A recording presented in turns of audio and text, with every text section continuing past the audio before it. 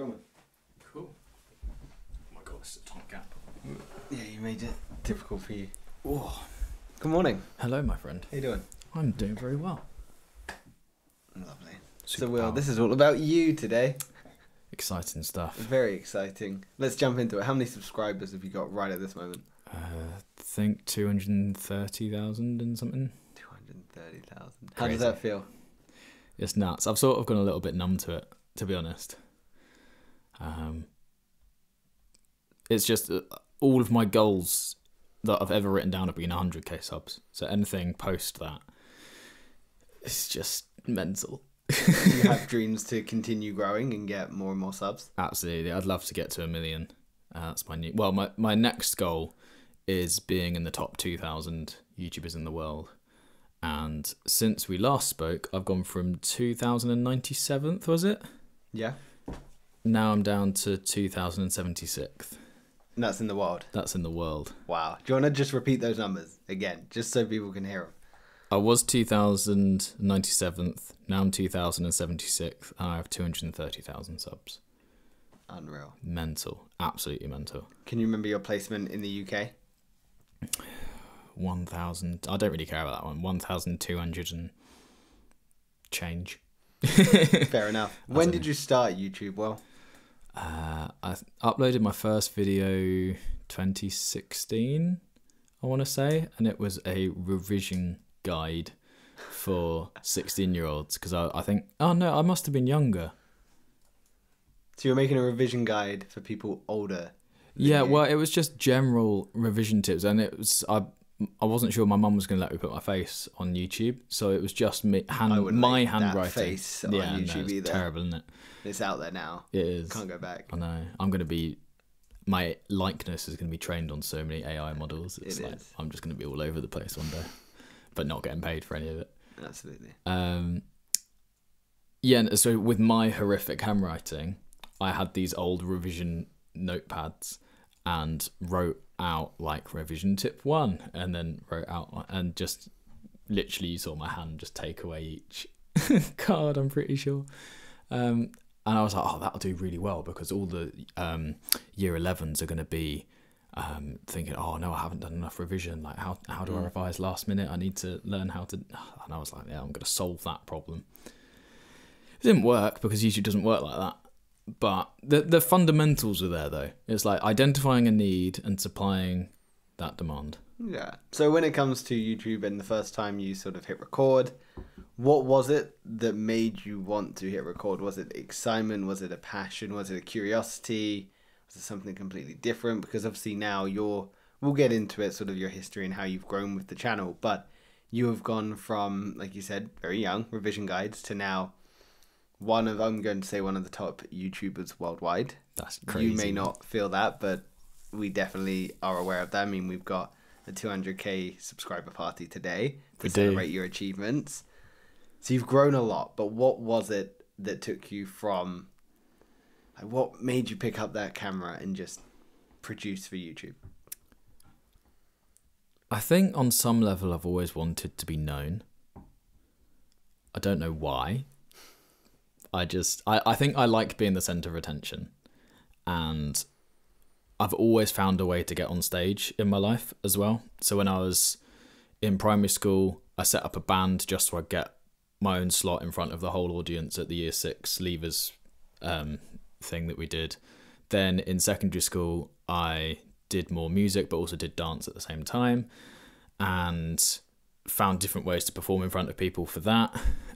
Then as soon as I left that, it was S3 Studios, which we both used to work, and that was dance again. So we found a way to get in front of people, went to go and perform in Blackpool, which is horrific, but we did well. Shout out Blackpool. Yeah. Or rather, avoid Blackpool. Yeah, clean yourselves up, Blackpool. Sort yourself out. Actually never been. I was not there on that trip. Save yourself. Don't go. It was not on my list. No, nor should it be. There was a guy riding around on a trike with rats crawling over him, and he just acted like it was normal. Probably the mayor, to be honest. He could be. I don't know who the mayor of Blackpool is, but he needs a new job. Yeah, and then after that, it's I had a few years off performing really in front of people. And yeah, then sort of rebounded massively from that and ended up being on stage every weekend, and now doing YouTube as well. Nice, man. I like it. But yeah, I think there's some comfort, I think, in being known. Like, I like the fact that everything... Is that weird? I think everyone... Maybe it's not a case of wanting to feel known. Maybe it's a case of you want to feel like you've got a community. You want to feel seen, heard, and accepted. Yeah. I feel a lot of people... So my dad's a very private person, and I think a lot of people value their privacy, whereas I really don't care. Like, I would... Like, I've just... Like, what have I got to hide? Really? You're happy to share the most intimate moments of your life, or rather you're happy with people having free access to the information of you? Both. I just don't care. Like, information, there's not... In my mind, there's not tiers to information. It's like information is purely just information. So my life has multiple different aspects to it. It's got the business side, it's got the personal side, it's got my relationship with Soph side. Now, I might choose not to share things about my personal relationship with Soph because she might not want stuff out there. But in terms of my mind, I genuinely have to think, okay, how would she feel about this for me to say? But I have no personal barrier to, I would just say anything.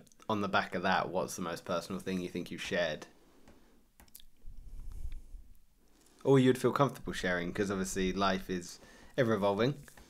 I know we're instantly going off the plan that I have, but I'm here for it. I want to know, because me personally, I'm quite a private person, as you know. Like, I struggle to open up about a lot of things. So the idea of being out there, I think this is the recurring theme for me in this podcast, is quite daunting. But for you, there's almost a freedom there. Yeah, literally. I think the more you've got out there, the more you're going to be judged. And the more you're judged, the more likely people who like you for you are going to find you. And the people who don't like you are going to stay away from you. So you can't do anything wrong. It's also, if I say something controversial that prevents me getting a job in the future, I don't care, because I don't want a job. I just don't. I don't care.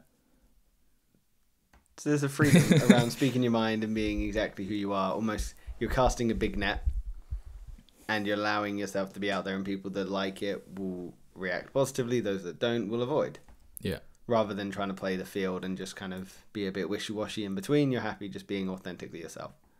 Yeah. I would agree with that. I would say you're very much authentically yourself. I've not met anyone maybe appears to be as comfortable in their own skin, which is an awesome trait to have, because I don't think a lot of people are, myself included. So, well, every master was once a beginner. There's an author who made that. What inspired you to create a YouTube channel, and what drew you to this style of creation? Because obviously YouTube is very expressive. Naturally, you are expressing, you're drawing people in, you're being creative visually, audio-wise, everything is very outwards. What inspired you to create a YouTube channel and express yourself within this media? So for those of you who don't know, I run a music-based YouTube channel, which I'm trying to actually steer more towards just personality now. I, for some reason, clocked on pretty early that what you do doesn't matter so much as how you do it. So I want to get to a point where I can make a video about anything and people will watch it because it's me, not because of the thing that I'm doing. Because the audience follows the trends. So when trampolining videos on YouTube were popping off in 2016, 2017, 2018, a lot of those channels to this day are back down to the views they would have if they only had 1,000 subs, because everybody who subscribes to them got them up to like 250,000 subs, or maybe more and more and more.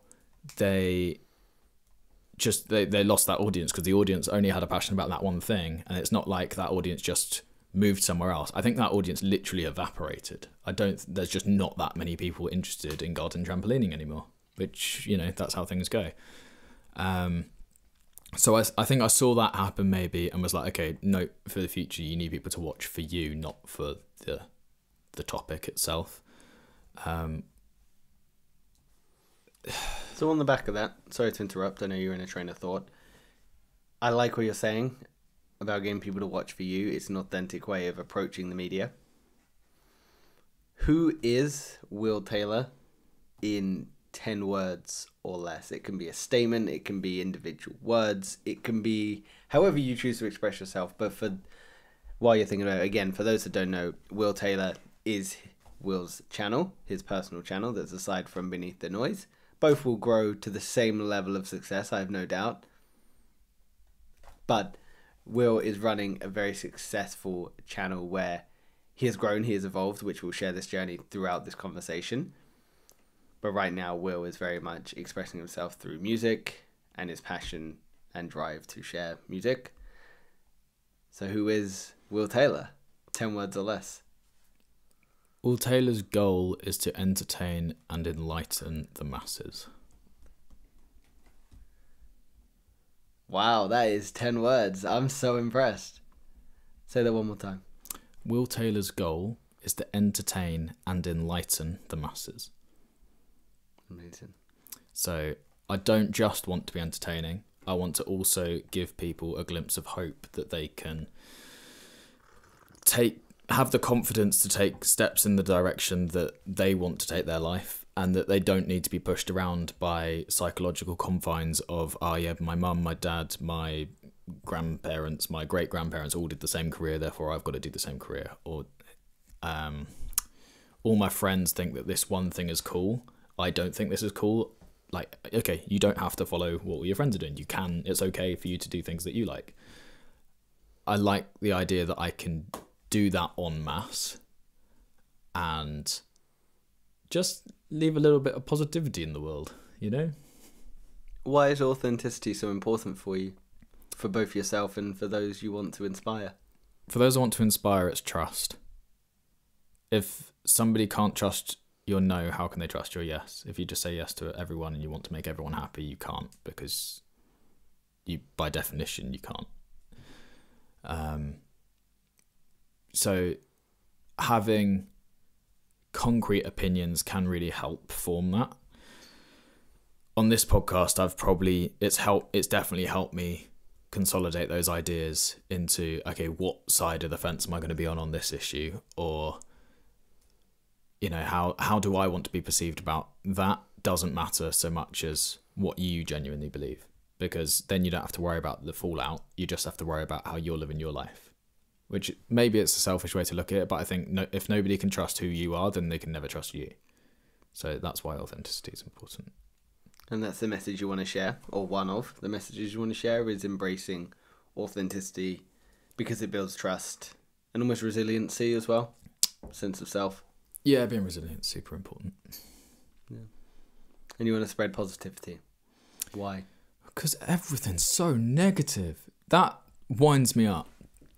Like, humans are predisposed to negativity, which means that if you see XYZ died versus XYZ saved somebody else's life, everyone chooses the death one.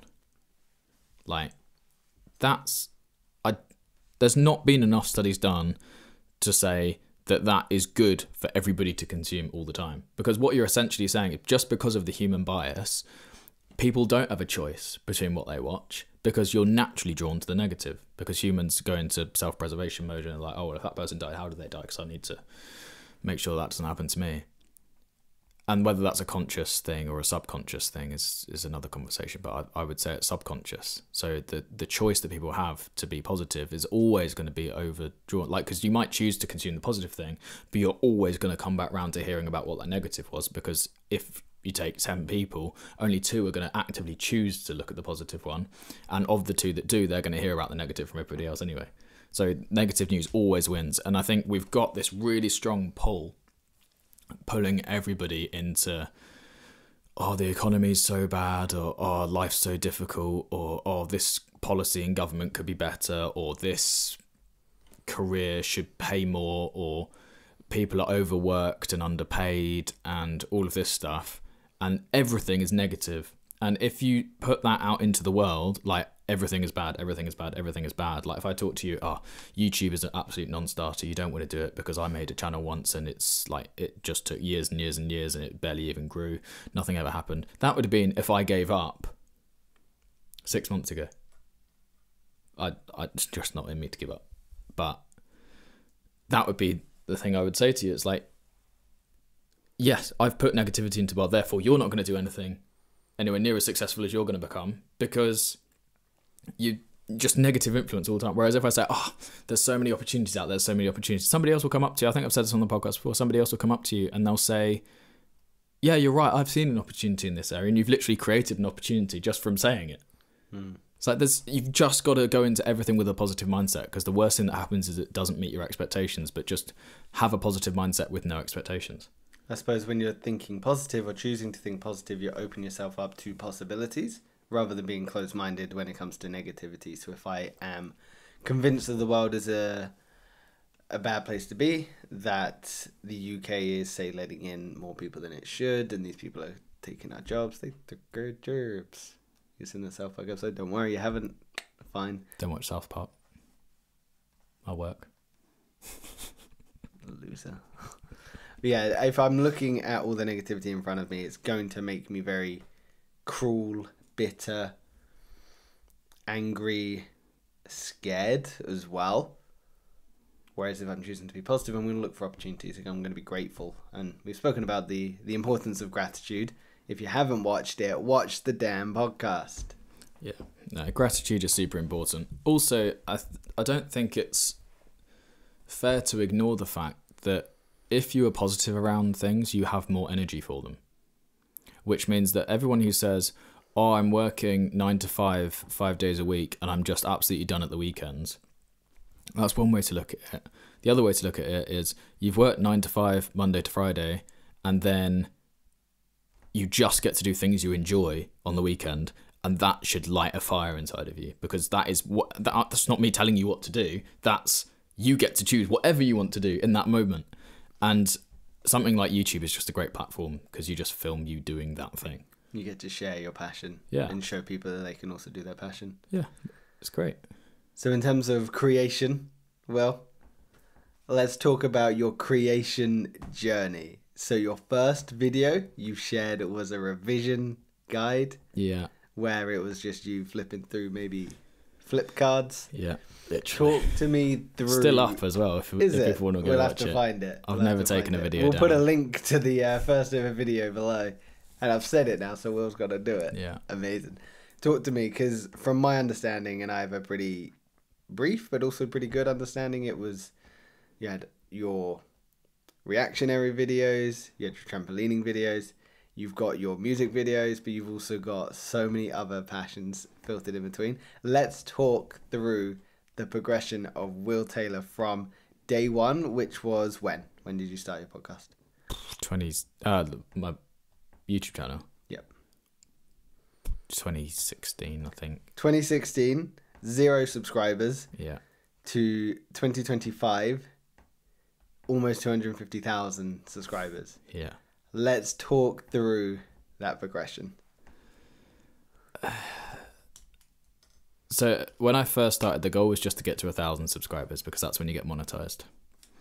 And I think it's still the case. For those of you who don't know, you need to get monetized on YouTube. You need to get 1,000 subscribers and 4,000 watch hours. Automatically, your brain goes, the 1,000 subscribers are going to be really, really hard to get. So I'm just going to do what I can to get those subscribers. So I found that... How long did it take you to get 1,000 subscribers? 3 months. 3 months to get 1,000 subscribers. That's pretty damn good. It's really good. That's really impressive. It's really good. 1,000 subscribers in 3 months. Wow. Yeah. From 2016? Or when you started again? Yeah, so I did that one video and it didn't get 1 million views, that reaction tips one, which killed me. So should have done better, really. I think I may have uploaded maybe 5 videos between 2016 and 2018, maybe late 2017. I did one that was like best savings accounts for teenagers, because at the time I was arbitraging all the different offers that banks had. So they'd literally pay you 100 quid just to change your current account. I remember you doing that. I went round every single bank, like every 2 weeks, which was like the minimum requirement you needed to actually claim, or it might have been a month. But I literally went into one bank. It was my existing bank, and opened up the maximum amount of current accounts I could, and went to all the other banks and said, "Oh yeah, I want to change over my current account to you." And they're like, "Oh, we're doing a bonus for that." Are you? And then I think I made maybe 600-700 quid doing that with loads of different banks. I was 16. Mental. I think it was more for kids as well. Yeah. So around 2018 is when you almost revamped. Yeah, so I decided, okay, let's get to 1,000 subs. That's the goal. How are we going to do it? Reaction videos are great because you get to ride off the back of the success of the person you're reacting to. Mm-hmm. And that will get me exposure. And then what can I bring to the table? I can bring my personality and my insight as a musician and dancer at the time. So what did you review? What did you react to? I reacted... This is about you, Will. I know, so I'm leading you to tell these things that maybe you don't want to, but people need to hear it because it's growth. It gets you from point A to point B, and it shows the hard work, dedication, and passion that you need to have for the thing to do the thing. Yeah. So, I created 2 different reaction series, if you like. I did a musician reacts, all capitals and a colon, and then the title of the song that I was reacting to. Or I did dancer reacts, colon, all in capitals, and then to whatever I was reacting to. It was a dance. So I did Le Twins for dance. I did Jabberwockies at the NBA, which I think is one of my best performing reaction videos, that Jabberwockies one. Wow. And it was one of the only ones that didn't get demonetized either, which was nice. Why did they get demonetized? Because copyright music, yeah. And that's... I'll get on to why I stopped doing those reaction videos, but that's the reason. And I found... So I did Ed Sheeran, I did Little Mix, and I did Camila Cabello. I did... I think even more recently, I did some Jake stuff. Jake. In your golden hour. Do you know that song? Nope. No? Okay, you're not with it. Oh, no. I'm painfully uncool. So yeah, I did reaction video series, and I found the Little Mix ones like outperformed all the other ones by like 5 times. So I was like, okay, well the goal is to get to 1,000 subs, so I'm just going to react to Little Mix ones, and that rocketed me from literally like 0 subs to 1,000 subs. It was mental. But I remember hitting... so there was a bit of a journey. So that was uploading 2 reaction videos a day for 3 months. Wow. That's a big commitment. Yeah. What was the time investment on that like? 7 hours a day. Yeah, I don't think people understand the investment in time that needs to happen sometimes to be successful. 7 hours a day to be able to upload 2 reaction videos a day, which took you from 0 subscribers, say as a ballpark, to 1,000 subscribers within 3 months. Yeah. And it's interesting because I suppose the follow-up question to that is it still possible today? And I think it is. I think the quality of your videos has to be way better than mine were, because the expectation on YouTube now is so high. Yeah. Like, why would somebody choose to watch yours instead of Mr. Beast or The Sidemen or whatever you watch? But I also think the information that's out there on how to be a better editor has got way better than when I was doing. I had to learn everything basically myself. There was nobody teaching. And like thumbnail creation with AI now is just like game over. It's so easy. Do you think AI has ruined the space of content creation? Not yet. Not yet. No, it'll all depend on how people as in YouTube and the social media companies set their policies towards what's allowed in terms of AI. Mm-hmm. I want to say YouTube's latest thing was that fully AI generated content is not monetizable, but you can use partly AI segments in your video. So for example, if I'm talking about something and I add B-roll over the top of this video, I can get AI to make that B-roll and this won't get demonetized. Mm-hmm. Not that it's monetized anyway. Subscribe! Subscribe or we'll beat you up. Hiya! Yeah, we're like the least threatening people ever invited to anything. That is very true. Oh no, wait, we're not invited. We just turn up. We just arrive. We're the most uninvited, unthreatening, unwanted, worthless waste of space. Anyway, yeah, high-fiving our loneliness.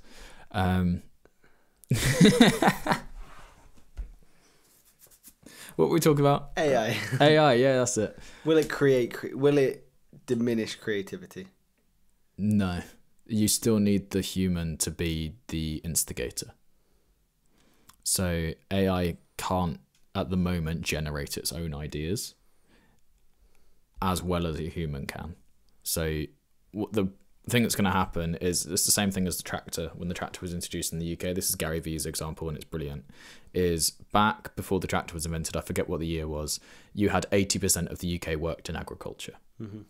And it took all day to plough fields, right? The tractor comes along, makes the hundreds of people that are employed per field redundant to just the one person that drives the tractor.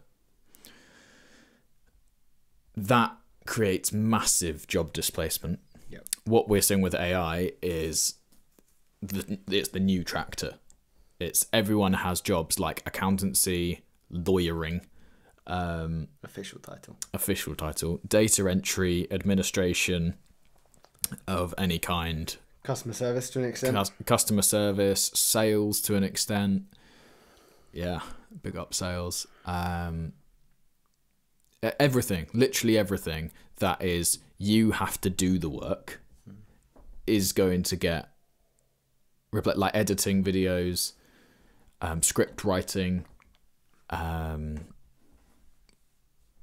interior design. Literally every single job base is going to get impacted by it. So what does that mean for people who are worried about how they're going to make money? Well, UBI is one solution, but that has its own bucket of problems. What is UBI for those that don't know? Universal basic income. So you just get paid to exist. Yeah, you don't have to do anything. Well, that's in countries that offer it. Yeah, I think it's going to be UK and US, but I think the UK, as always, will be slow to react, which I think in this case is good. Sorry, I was slow to react. Yeah. All right, don't laugh then. I mean, it wasn't funny. On you go. I think the US are likely to do it first, but it's really difficult politically because I didn't expect to be on politics on this, but that is very close to what most people would consider communism, where everybody gets paid the same amount no matter what work they do. Yeah. And I think as a world, in most people's view, we've decided communism is not the way forward. Communism is extreme left. Yeah. And I think as a world, we've decided extreme left and extreme right don't work. But also at some point, extreme left and extreme right end up meeting. So. Yeah, that's it. I think why when people are put into democratic governments, there's not much change that's ever made. No. Like, are there any tangible differences in reality since you've been alive in terms of political Brexit differences? But has that changed your day-to-day life? Yeah. How? I can't move abroad to Europe freely. I would say that's impacted me. Isn't that the same as you just moving to the US? Yeah. Or Australia? Yeah, it is, but... So nothing is really that different or that... Okay. And that's the number one. So it's only a problem if you want to leave the country. Yeah. Which most people in the UK don't do. Most people are trying to come to the country. And God knows why, it's freezing here. Honestly. I hate the weather here. It's the only reason I'd move. We'll move to the States. I'd like to move to the States for a little bit. I don't think I can live there permanently though. No, a year. Yeah, I'd love to do a year. Then move to Cape Town. I couldn't do South Africa. I'd probably never go there. Why? I just no interest in Africa, to be honest. The whole continent. Yeah. Well, I don't know why I want to go there. Like, from what I've heard of Africa, it's hard to get a drink and you get burnt. That's a very big generalization. Good Lord. Anyway, we're talking about politics. We need to do a vlog series where you take me around the world. Let's do it. Yeah, that would be cool. We just need... if anyone's got sort of a spare couple of mil that Yeah, you just just want to chuck it. Do a GoFundMe, Yeah. send us around the world, and I will enlighten Will of the benefits of travel. I'll come back and I'll be like, I'm never working again. Yeah. I am a free spirit. Yeah. I'm one with nature, and I'm a total digital nomad. Yeah, that's it. So yeah, I think something you can't really have an in the middle when you've got UBI. You've got to, like, that is a communist thing. So then who makes the money at that point? It's the people who are prompting the AIs. So you're literally going from, and I don't know what the ratio would be, but I'm guessing it's not 200 to 1. It's probably 20,000 to 1 of 20,000 people losing their jobs to the one person that can prompt the AI that does the job of the 20,000 people. So you've just got to be that person. And if you're like, oh, well, I can't get employed to do that, then you need to be the employer. You need to be self-employed. You need to be in charge of your own destiny. Prompt something that's not being made right now. If you don't know how to prompt, it takes 20 hours of solid learning something to get a pretty good understanding, better than most people. So is that why you want to inspire positivity within YouTube? Because within YouTube, it's inherently creative, and if AI is ineffective at recreating creativity to the same authenticity that an adult human is able to do, there's a lot of security in there. There's a lot of expression in there. Yeah, I think also, and it will happen on a small scale, I think. I don't think it will ever get to the point where humans build a true connection with an AI in the same way they could build it with a human. I think maybe I've got in the door just in time in terms of building up my personal brand enough to where I'll still be okay. It does slightly concern me that AI could literally just be me in the future, but just in a different, like, it's in the AI world. And people would just watch that channel as well. But it's a zero-sum game at the end of the day. Just because somebody's watching somebody else doesn't mean that somebody can't watch me, you know? So it's I think zero-sum games are just going to become massive because it's not paid for by the consumer either. If you watch a YouTube video, you're not the one being charged. Very true. So you can't lose. So we went off tangent, big time, but I'm here for it. We started where you were around 2018. You restarted again, and you're at reaction videos. You were using your knowledge as a dancer and your knowledge as a singer to create reaction videos, and you found the Little Mix videos were outperforming those for the rest. Yeah, and specifically with that, there was one song. Was it Secret Love? I think it was called. And people were requesting that for weeks, like 4 or 5 weeks. And I didn't do it for ages because I could see every time I uploaded a Little Mix video, those comments would get even bigger. So I could see the interactions on the video were improving. And at that time I thought, oh yeah, comments matter. And maybe they did matter back then, but I don't think they mattered as much as I thought they did. And I thought, oh, well, if I can get loads of comments and I get loads of likes and then loads of people will really like be waiting for that song. So I built up loads. Again, it came back to that supply and demand sort of idea. I knew there was loads of demand for this video and I was just refusing to supply it. I think it was also because it was killing me off every day doing these Little Mix videos. I hated them. But I'll fake anything for views. Good to know. Yeah.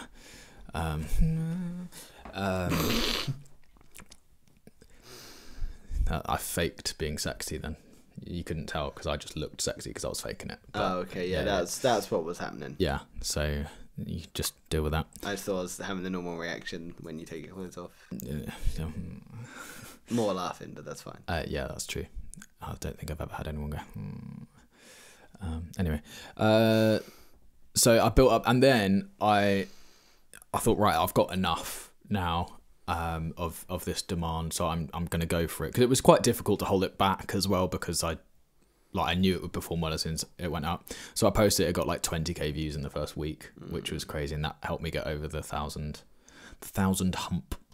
So with the 1,000 hump, according to a 2023 study, over 90% of new YouTubers will never reach 1,000 subscribers, and on average it will take 22 months for a channel to reach 1,000 subscribers.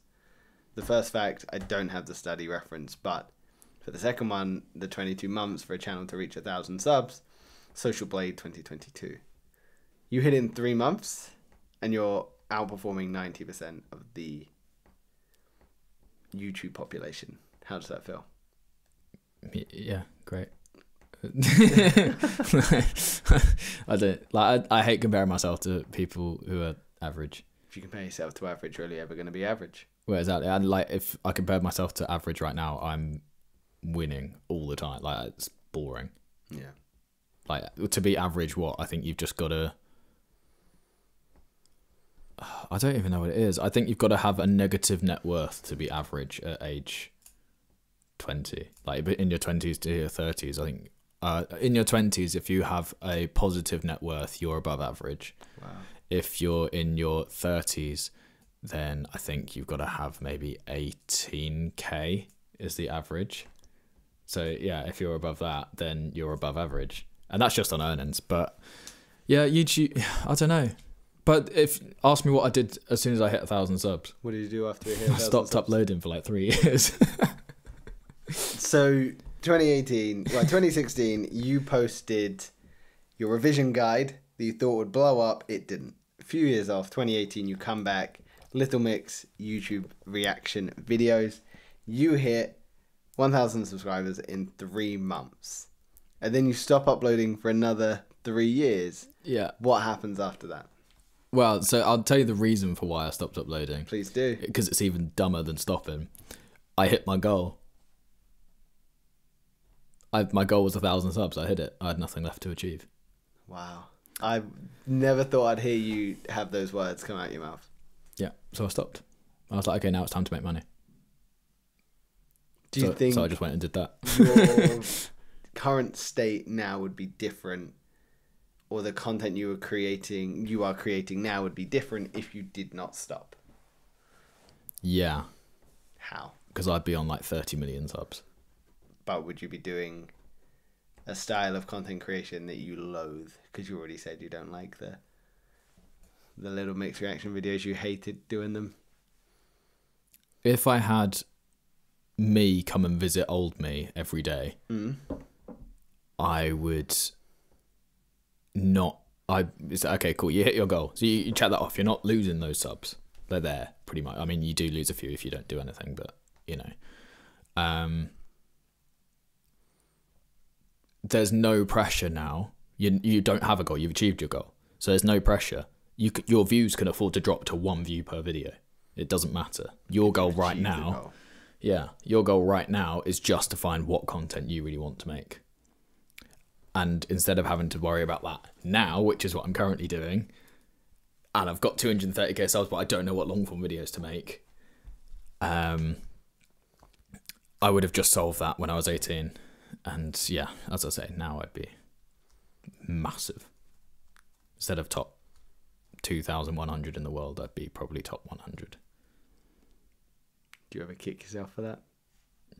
No, everything takes its course. I was so financially minded back then. I probably would have ended up making a finance channel that would be very not credible because I was 18. Well, I remember when, I can't remember, it was around sort of that age, we started talking about investing, and you changed my whole mindset on sort of my whole financial views.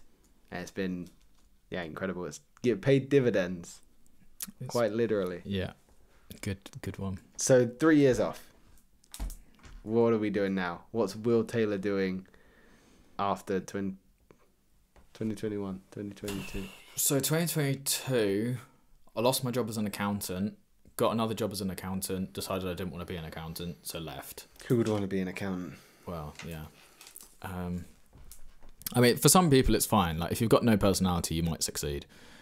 But if you're in any way like talking to people, like having facial expressions, don't go into accountancy. Otherwise you'll be stuck with Susan for the rest of your life. That was actually my old boss's name. Sweet shit. I can read minds. Did you know that? Sorry? I can read minds. Do you know that? What did I just say? What did you just say? That was my old boss's name. No, as in what mentally you can read minds. I'm not proving it now. I don't need to prove myself to Okay, you. well, you just, yeah, if I was you, I would have just said, like, yes, Connor, I agree. And then I would have been like, yeah, that's what I said. That's what I knew you were thinking, but I didn't need to prove it. Yeah, fair enough. Interesting stuff. So after Susan, So yeah, post Susan, and the other thing is, I know I said like getting fired. Well, I don't know if it's fired. I think my probation just wasn't extended. It doesn't really matter. The end result's the same. I don't work there anymore. I have no hard feelings towards anyone there. Like, everyone was really nice. Like, and to be fair, if I had to put up with me every day for 9 months, I would have got rid of me as well. Like, 9-month probation. Yeah, it was 6 months out the gate with the opportunity for it to be like graduated from early. And yeah, they got 6 months and they were like, oh, we're going to extend your probation by like another 3 months. I was like, okay, cool. I'm getting paid literally less than I got paid as when I worked at Sainsbury's, so I really don't care. Yeah. Anyway. So yeah, but yeah, that's that. So after that, I moved from living with my dad to living with my mum. No particular reason, just I decided to come back to Eastbourne. I have more friends here. Big move. So yeah. I deliberately decided to do nothing, which I think is super important. I think I've said on the podcast before. If you take a gap year, your goal shouldn't be to go travelling, I don't think. Like, well, it depends what you want out of the way. If you want to go travelling, go travelling. If you want to take your gap year just to figure out what you want to do with your life, your only thing that you've got to do is nothing.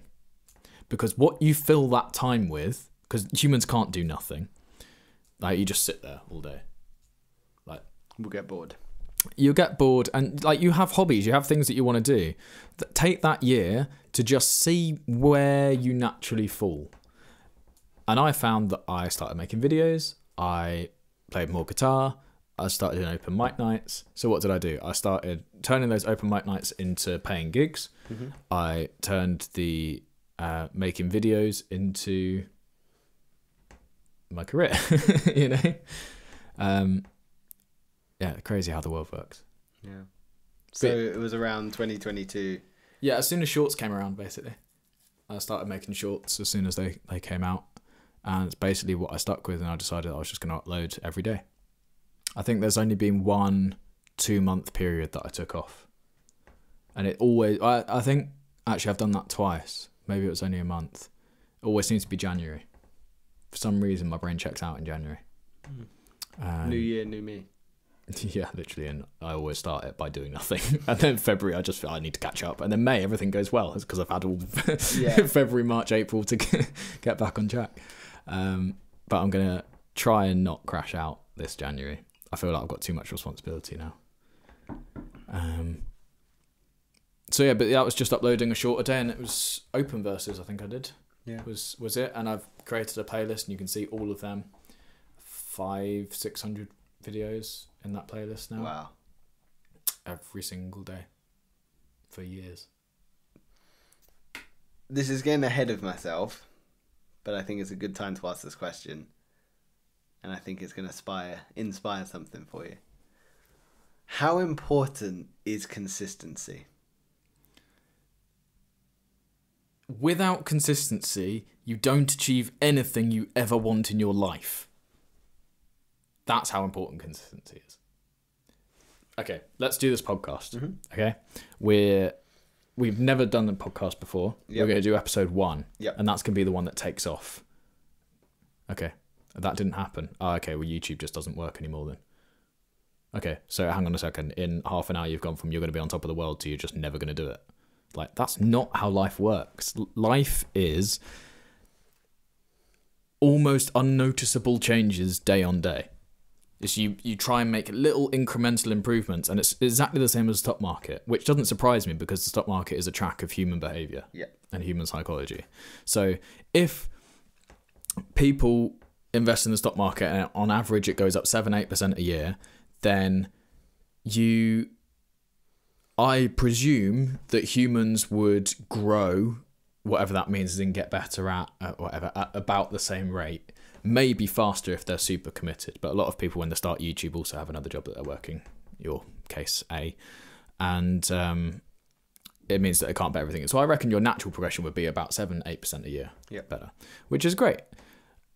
But if you take that back to day by day changes, that's like what, 0.9% 0.04% tiny, you're not a going day. to notice it. Yeah, you're not going to notice it. But you need to have all of that compounding effect. And then what you'll have is, as in the stock market, spike days where you learn something that is just game changing. And it's like, that's your big spike up. And then you have more days and then you might have a day where that style that you learnt to edit in no longer works, and that's like it crashing back down and bringing you back to that 7% line, right? I think that's a really good way to frame it. But without doing the thing every single day, you don't even give yourself an at-bat. You're not even turning up. You're not stepping up to the plate. Yeah. You've just got to just do the thing you want to do every single day. I've got a series on my YouTube right now, 100 days of songwriting. I think yesterday was day 66. Today is day 67. Wow. So you're 2/3 the way there. 2/3 of the way there. And the whole point of that series is to say, look, I've been a songwriter for years. I used to write like 3 songs a day. It was like, it's my outlet.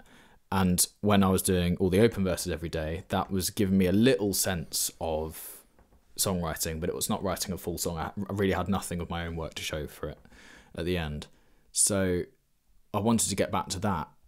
And I wanted to show everybody that you can start anything from either having done it before or never done it before. And in 100 days, you'll be better at it than when you started. And you won't see the daily changes, but are the end 10 songs on average better than the first 10 songs? And you might have, like in my case, I think my first song I made is actually really good. And I don't know what my last 10 are going to be like. But I know that out of my last 10 songs that I've made versus my first 10, they're already on average better than the first ones. And if nothing else, I've got way quicker at doing it. Like, it's now a struggle to make the stream last an hour, whereas before it was really difficult to make it under an hour and a half. Yep. So I've just got quicker around the production software, which I use Logic, if anyone's wondering. It's like my number one ask comment. So yeah, consistency is really, really important. Now, consistency doesn't mean that every day has to be your best possible work. Consistency just means you show up. You just do, and whatever showing up looks like, does it mean that all it means is you made some level of effort towards the thing you're after, which some days you might genuinely not have the energy and it's just a quick ChatGPT to answer one question. That you've at least learned one thing that day. And some people say you learn something new every day, right? Okay, we'll make that your one thing. If you're trying to learn, winds me up. People don't, your actions speak louder than words. You've got to do the thing to get there. Thing. Yeah. It's something we say on the podcast all the time, and we say it behind the scenes on the podcast, is you just got to do the thing. Yeah. Consistency is building a mountain with layers of paint. Each day you're not going to notice that thin little line that gets on it, but it's going to grow and it's going to grow and it's going to grow, and then sooner or later it's going to be something that's unrecognizable from day one. Consistency is the foundation of everything, is what I'm hearing. Yeah, you can't build anything without consistency, because more than anything, if you run a business, for example, how many businesses have you engaged with? For example, we went rock climbing, and say that was this time last year. We know that we could book to go rock climbing again this week if we wanted to, right? But underneath that, there's so many foundational levels which are, we need them to be consistent in terms of running their business and still being there for me. It's exactly the same with a YouTube channel or anything that you want to build in life. It's like, you have got to be that rock. And yes, customers will come and go, but you need to be there when they get back. It's just a long game. There's no quick wins. Yes, there are people that can make loads of money in one go, but that doesn't necessarily mean they have loads of skill. It just means they got really lucky. So in terms of inspirational words to give to someone that's lacking with consistency, do you have any inspiration, or is it simply put your head down, do the thing? I'll give an example from my own life. Please do. When you're in bed and watching YouTube or Netflix or whatever you're doing, or even on the sofa, and you have the thought in your head in the middle of the day, like, you just need to go, I should really be doing some work right now. Take whatever device you're watching it on and throw it across the room.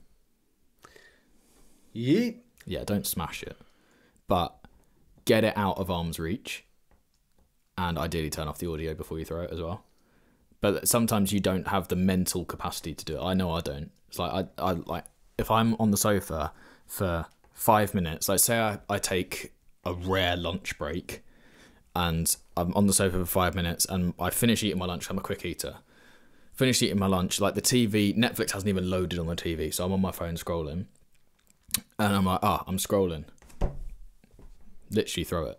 Self-awareness. Yeah, it's like just catch yourself. Like another rule I've got is I never watch more than 4 shorts in a row, because by that point it's not the thing that you search for if you did search for it. Start to implement that. It's been really helpful. It's sick, isn't it? Yeah, it's a really good idea. Because then you're like, as soon as you're out of that shorts feed, you're like, oh, reality. Yeah. It's like post-nut clarity. Game changer. It's nuts. It's absolutely nuts. So yeah, implement that for sure. Don't watch any more than 4 shorts in a row.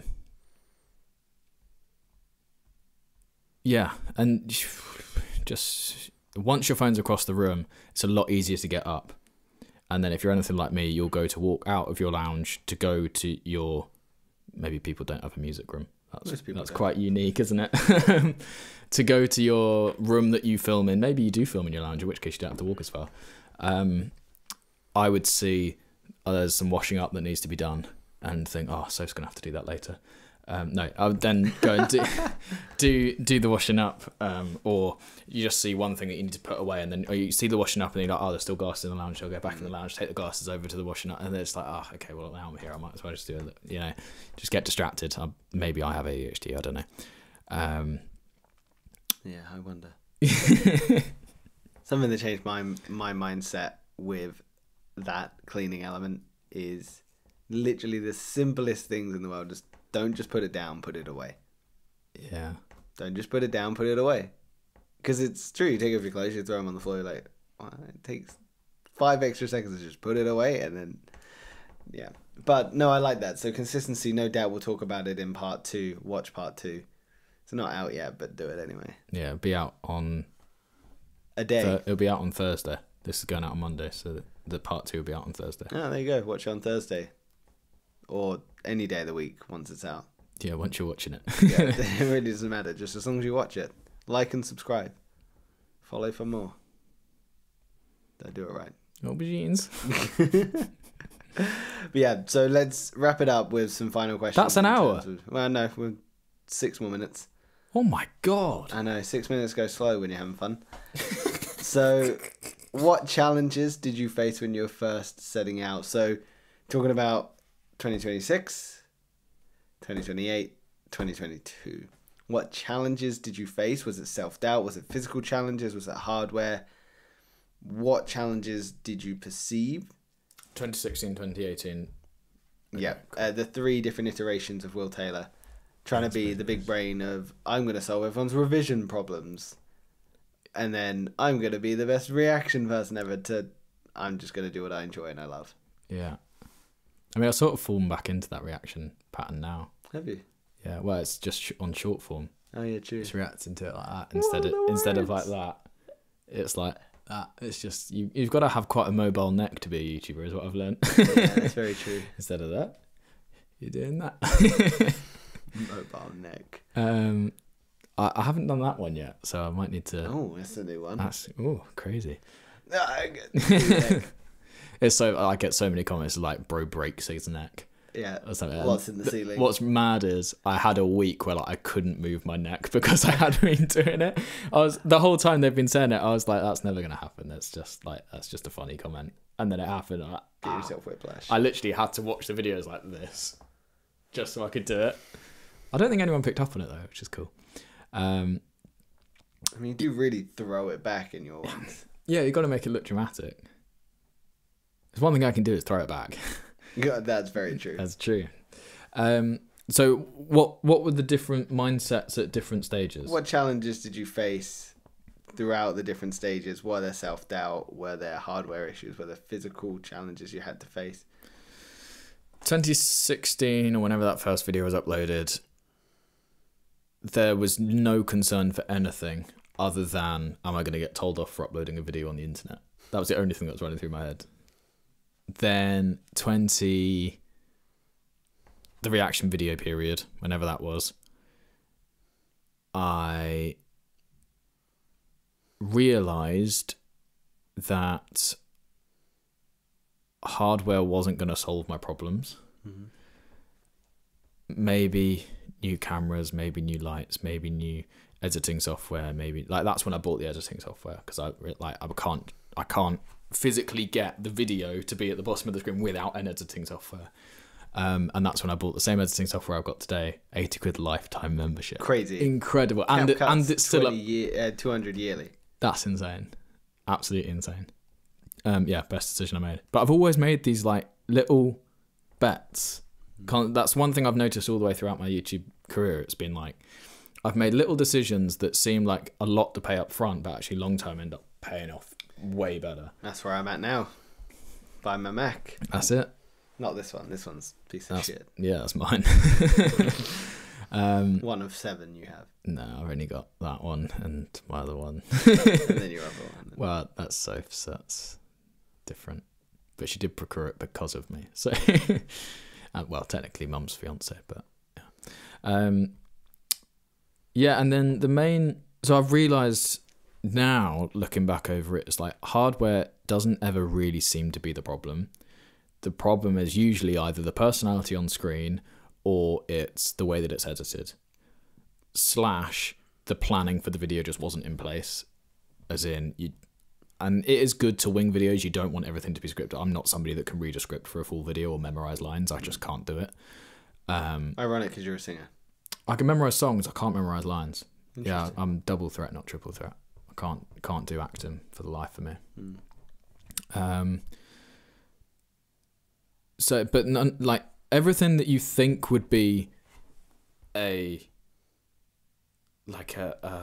gate to get over or a fence to jump to get into YouTube is like, once you do it, you realise actually none of them exist. If you've got a phone, you have everything you need to make a YouTube video.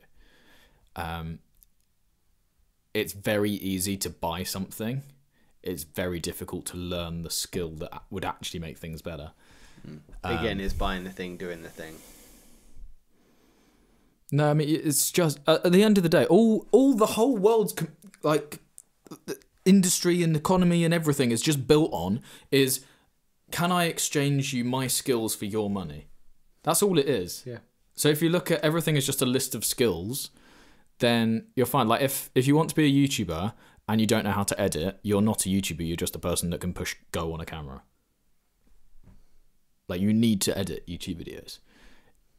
If you want to be a YouTuber and you're not creating thumbnails, you're not doing YouTube correctly. It's like there's just certain things you need to do. It all comes down to how committed I was, and I knew from the day, if I get a goal, I just go for it. So the goal was 1,000 subs. The problem is I didn't have anything locked and loaded to give me as a goal afterwards. I thought 1,000 subs was so out of reach. So you almost need a scaling plan. Yeah, but you need to just completely get rid of any mental barriers. It's like I panicked when I got my 100k because I was like, there's no goal off. Like every goal I've ever written down since I was 16 has been like this. I'm going to write all my unrealistic goals, like, and 20 million net worth, which I'm going to get there. I'm going to get there. But it's all on paper. I wish I had that cash coming in. 20 million a year in rev would be incredible. Oh, yeah. I'd be able to buy like 4 pencil cases. Yeah, I like expensive pencil cases. I don't even own pencils. That's rogue. Yeah, no, you just get a really nice pencil case. I don't think I've owned a pencil case Since beyond school. age 7. I think I just borrowed someone else's pen. I was that kid that was like, "Can I borrow a pen?" I imagine that, to be fair. And then it just lived in my pocket until I forgot it the next day. Can I have a pen? No, I always had the stationery I needed, but it was in my pocket. I didn't have a pencil case. So now you pen, pencil, ruler. That's all I needed. Now you overcompensate because you want an expensive pencil case. Yeah, I don't know. It's just a thing I said. Sure, it's not a euphemism. What would a pencil case be in the? You tell me, Will. Probably a garage. A car hold. A car hold? Yeah. Is that what they call it in America? That's what they call it in America. Not the garage. Garage. Garage. I'm here in my garage, and knowledge is... Shout out Ty Lopez. Yeah, you just got to learn skills. That's the number one thing. If you get your skills down, then you're able to just basically solve everything. So if go and make the perfect YouTube video, and along that journey you will find, oh wait, what camera angle should I use for this shot? Do I need more than one camera? No, I only have one camera. How do I solve that problem? And it's problem solving at the same time. It's like, okay, if I need 2 camera angles of the same thing, but I've only got one camera, I film the same thing twice. And in the editing, and you just use the audio from one camera, and in the editing, you can literally just make it look like that. You just got to remember your cadence. So you learn all these things. My last question, yes, sorry, which was to do with challenges, I think I can answer for you, was, did you let anything stop you? And I'm going to say, with a fairly confident degree of certainty, the answer is no. Because you have an overwhelming, not sense of self-belief, but an overwhelming ability to just get your head down and work. And if you come across a challenge, you see it as something to be conquered rather than something that's just going to get you down. I see so many people that come up to a barrier and they go, well, I can't get over that. I can't do this because they start justifying. So when it comes to did anything stop you, I want to know almost what it would be that would stop you. First of all, that means a lot that you say that. Thank you. You're welcome. Because that is one of my biggest fears, is not having ever worked hard enough. I don't want to ever be the reason to let somebody down because I didn't work hard enough. And the problem is my neuroses get even bigger than that, which is it's not only did you work hard enough, it's did you work on the right thing hard enough? Because if you work really, really hard and you're not getting the result that helps everybody around you, you're not working on the right things. So yeah, that really meant a lot when you said that. Thank you. What would stop me? The one I've been thinking about recently is what happens if YouTube just goes? What happens if what America did to TikTok for the day, YouTube do to the UK? What would I do then? Yeah, literally. That's why I'm touching it the whole time. You're always touching wood. I've just always got to be touching wood. I love it. He's bouncing off my booty cheeks. I love the way he rides. Shout out Dixon Dallas. Yeah, so what would happen? I think at that point, I just moved to... There are 2 different routes I'd go. I'd either go fully marketing consultancy, or I'd do Facebook, I think. Throwback to Facebook. Really heavily going on Facebook. So this is what I mean, though, is you've already predicted problems and you've already got solutions. Yeah, well, people don't do that. People don't look forwards enough. Dumb to not. It's like, especially when my whole life now is geared on the success of YouTube. Now, for many, many years, YouTube's just been doubling in size. But there's how many billion users of YouTube now? 3? It's like we can only go through one more double of that, really. And that's providing that we also solve world hunger and like dehydration and everything over the world, because they're more worried about watching YouTube than they are feeding themselves. It's like, that's a lot of things to solve for YouTube to double in size again. So you're then talking about, okay, we don't have a growing market anymore. We've run out of people. And actually, if you look in certain areas, population is declining. So it's going to get more and more difficult to get more and more views. I'm not saying that I'm capped by world population on how many views I can get. I need to solve so many problems in my videos. It's frustrating. It'll be really interesting to see what happens to the world when we hit YouTube has the viewing numbers of the world population. Then the YouTubers in the world become the most influential people. Like Mr. Beast right now is more influential than any president, any prime minister, any world leader of any kind, any celebrity. He is literally the most influential person in the world. It's like, if he says something, like, people die. That's how it blows my mind how much, like how crazy that is. So maybe I'm after power. I'm scared of that for you. I'd hate to see will and power. Well, I've sort of got it already on my scale. Yeah. If like Everyone's got power on some sort of scale. Yeah. But you want global power. Yeah. I don't know. I like the idea of. I don't like being out of control in terms of my own life or other people's. I always like to try and solve the problem rather than hear them out. I don't like to take a backseat and let life happen to me. I like to happen to life. And I think maybe there's some arrogance involved with it, but I feel like I could help a lot of people out, and I feel like I can solve a lot of problems. It's just people haven't been fortunate enough to be exposed to me. So I need to expose myself to as many people as possible so that they can get blessed with my words. Let's pin it there, and let's do I that do need to just for part clarify, 2. if I had the cure for cancer, like, you can't tell too many people, you know? So if I feel like I've got some, like, Will Taylor, his goal is to entertain and enlighten the masses. It's like, yes, it's to entertain, but it's also to enlighten. It's like, I want to make everybody's life better. That's the fundamental thing. And yes, there's controversy and you can't please everybody at the same time. But I think you can in terms of mindset, because that's on the individual.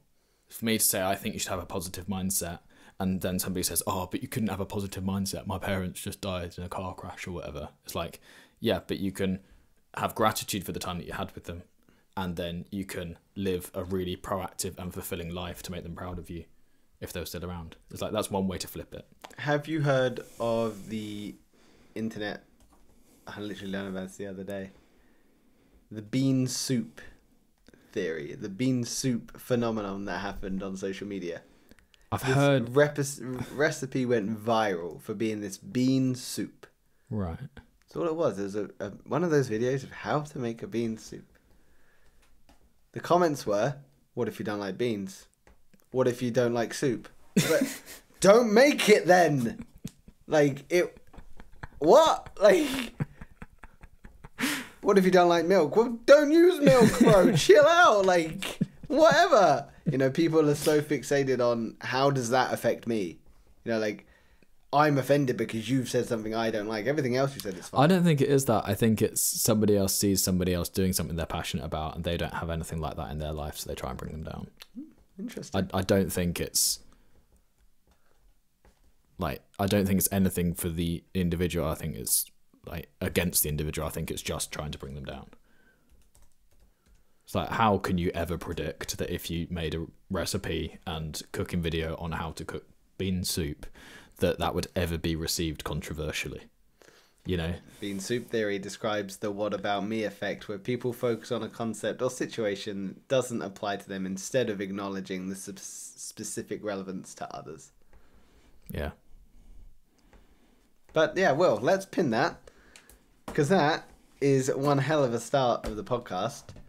We're going to do a part 2. I'm talking about myself all day. You've got a part 2 now to talk about yourself again. You know the drill. Wrap it up with a word, a thing, something. There's a lot of pressure. I should really prepare these words in advance, shouldn't I? Yeah. I'll come up with one. Give me a second. Okay, take your time. Just do thinking. It's fine. We've lost all of our people. Yeah, now, there's nobody here. This is just for us. People are going to watch this in 5 years when we're huge. Huge. Huge. Ah. Thank you very much. Good job. I've decided what I'm going to do with my final words.